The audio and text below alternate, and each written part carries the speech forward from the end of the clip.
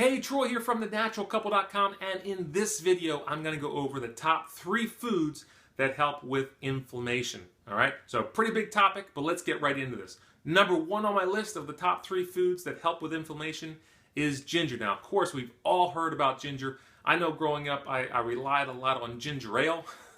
Whenever I had an upset stomach as a young boy, I always had a can of ginger ale by my bedside. So of course, ginger is known for, and has been known for years for its nausea-calming influences. However, ginger is also a great inflammatory crusher. And in fact, right now, there's a bunch of studies coming out that show 2 things. Number 1, it shows that ginger lowers post-exercise inflammation. So what that means is that if you work out really hard and you feel that soreness and that tightness for a couple days afterwards, well, by taking ginger, it actually shortens the duration of that and actually eases the pain and the discomfort that you may find and feel after a really hard workout. That's really important.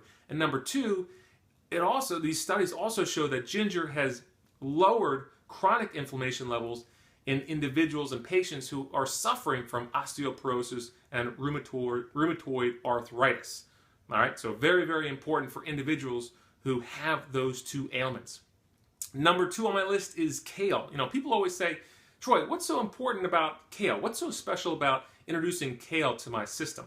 Well, I'll tell you, kale is huge. It has high levels of sulfur. And what happens is that when sulfur gets digested and broken down by your body, the liver basically has to run it and detoxify that sulfur 2 times. So there's 2 detox cycles that your liver has to go through to break down this sulfur and break down this kale, instead of just the normal 1.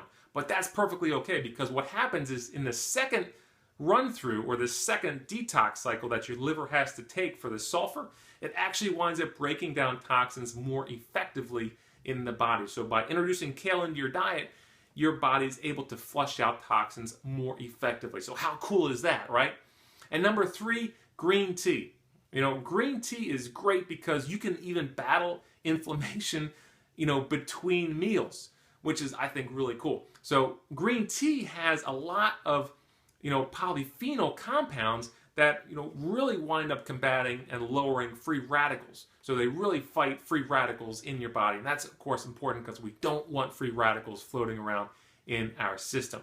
So that's my list. Number 1 is ginger. Number 2 is kale. Number 3 is green tea. Again, you can sip green tea all day long, which is great.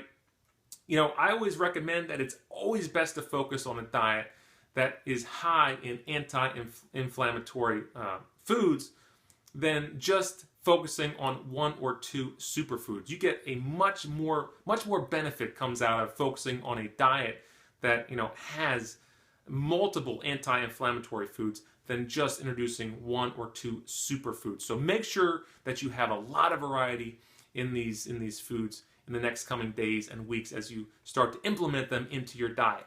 Now, what I want you to do right now is to click the link below to download our instant video training, which is going to give you instant access to the top 3 foods, my top 3 foods, my absolute top 3 foods that can help you start lowering inflammation as early as today, right? How cool is that? It can help you start lowering inflammation as early as today. So I'll see you over there. Click that link right now.